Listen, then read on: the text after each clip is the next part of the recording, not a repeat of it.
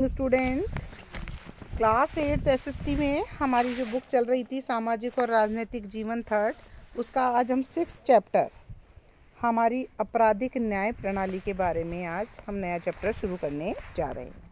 ठीक है, आपने अभी पिछली बार न्यायपालिका के बारे में जानकारी हासिल की 5वें चैप्टर में, जिसमें बताया कि किस प्रकार से हमारे देश के अंदर न्याय करने की व्यवस्था को बनाया गया है 3 स्तर पर, जिसके अंदर आप जिला स्तर पर आपने देखा जो हमारी जिला अदालतें होती है, स्थानीय अदालतें, उसके ऊपर आपका हर राज्य के अंदर एक उच्च न्यायालय होता है और सबसे ऊपर जो कि दिल्ली में स्थित है सर्वोच्च न्यायालय, जो कि हमारा न्याय होता है। अब आता है कि हमारे आसपास के अंदर जो घटनाएं घटती है आपराधिक, उसकी न्याय प्रणाली क्या है। हमने हमारे जीवन में देखा है बहुत सारे व्यक्तियों को अपराध करते हुए, तो हम जब भी किसी अपराध को देखते हैं तो हम क्या करते हैं, सबसे पहले पुलिस को खबर देते हैं।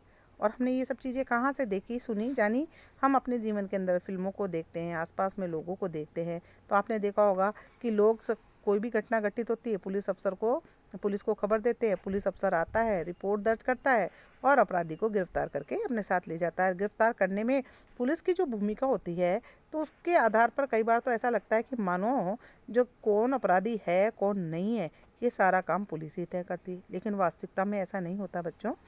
ऐसा होता है कि जब भी किसी व्यक्ति को गिरफ्तार किया जाता है तो उसे अदालत में पेश किया जाता है, और पेश करने के बाद में जिस व्यक्ति को गिरफ्तार किया है वो वास्तव में आरोपी है या नहीं, ये वहाँ पर तय किया जाता है। किसी भी हमारे संविधान के अनुसार अगर कोई व्यक्ति पर कोई आरोप लगाता है तो उसकी निष्पक्ष सुनवाई करवाने का अधिकार उसके पास होता है। कई बार हमारे यहाँ सिचुएशन होती है कि जो व्यक्ति गिरफ्तार किया जाता है उस कंडीशन में ही नहीं होता है कि वह अपने लिए वकील कर सके या सरकारी कार्रवाई को समझे, लेकिन फिर भी हमारे संविधान में हर व्यक्ति को अधिकार दिया गया है कि उसको अगर किसी ने दोषी साबित करने के किसी ने उसको आरोपी बनाया है तो इसकी निष्पक्ष से सुनवाई करवाई जाए। अब आता है कि निष्पक्ष सुनवाई का मौका हासिल करने का क्या मतलब होता है। आप सभी जानते होंगे, एफआईआर के बारे में आपने सुना होगा। ये क्या है, सरकारी वकील कौन होते हैं, कैसे ऐसी घटनाओं का समाधान किया जाता है। यहाँ पर हम एक चोरी की घटना की काल्पनिक घटना जो है उसको यहाँ पर लिया है हमने, और उसमें न्याय पाने की प्रक्रिया किस तरह चलती है उसको यहाँ समझाने का प्रयास किया है। आपराधिक न्याय व्यवस्था में अलग अलग लोगों की क्या भूमिका होती है, किस प्रक्रिया से गुजरते हैं, ये जो एक काल्पनिक उदाहरण हम पढ़ने जा रहे हैं उसके अंदर उसको समझाने का प्रयास किया है, और उनमें लोगों की जो अलग अलग इसमें इन्वॉल्व होते हैं उनकी क्या भूमिका होती है उसको समझाने का प्रयास किया है। आप इस भूमिका को अगर समझेंगे तो आपको भी कई जानकारियाँ प्राप्त होगी जो आपके आने वाले जीवन में या समय में आपके लिए उपयोगी हो सकती है। यहाँ पर एक उदाहरण दिया गया है काल्पनिक, जिसके अंदर श्रीमती शिंदे जो हैं मुंबई के एक मकान में रहती है और वह अपने ड्रॉवर में एक गले के हार को ढूंढ रही है। उसको लग रहा है कि मैंने अपना ड्रॉवर के अंदर अपना हार रखा है। ठीक है, उसके हस्बैंड जो हैं वो किसी शादी के समारोह में जाना चाहते हैं, तो वो बार बार अपनी पत्नी से रिक्वेस्ट कर रहे हैं कि जल्दी करो, हमें देर हो रही है शादी के समारोह में जाने के लिए। तब मिसेस सिंधे उनको बताती है कि मेरी एक सोने की जंजीर नहीं मिल रही है जो कि मैंने दराज में रखी थी। मुझे लगता है कहीं ऐसा नहीं उनके जो घर में काम करने वाली मेड है जो पिछले 3 साल से उनके यहाँ काम कर रही है, शीला जिसका नाम है, शीला हेमब्राम, उसका संदेह है कि शीला ने मेरा हार चुरा लिया है।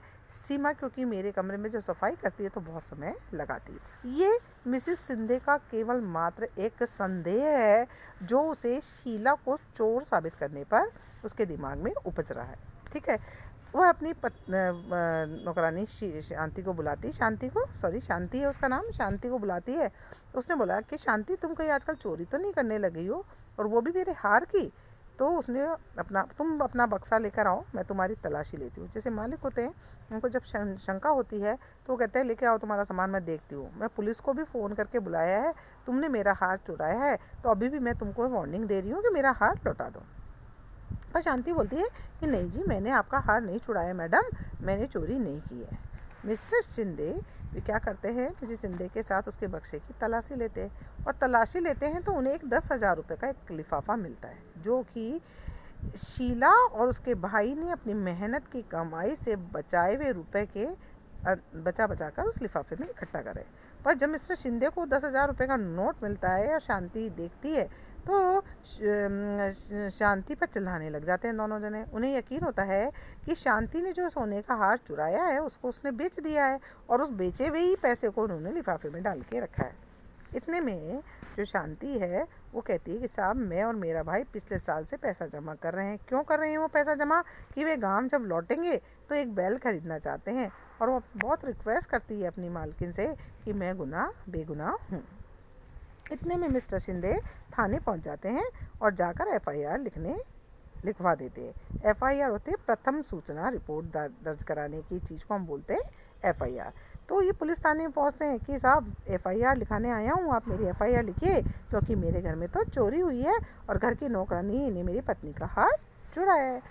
शिंदे साहब के कहने पर हमारा जो थाना है, पुलिस थाना, उसके सब इंस्पेक्टर राव होते हैं, वो उनकी इस प्रथम सूचना को दर्ज कर लेते हैं, यानी FIR को दर्ज कर लेते हैं। फिर क्या होता है, अब जब दर्ज हो जाते हैं सूचना, FIR दर्ज हो जाती है, तो शिंदे साहब के साथ सब इंस्पेक्टर राव जो है घर आते हैं और आकर क्या करते हैं, शीला को बोलते हैं कि शीला के पास आते हैं और फिर बोलते हैं मैं इस चोरी के बारे में मिस्टर शिंदे और उसकी पत्नी के बयान दर्ज कर लेता हूँ।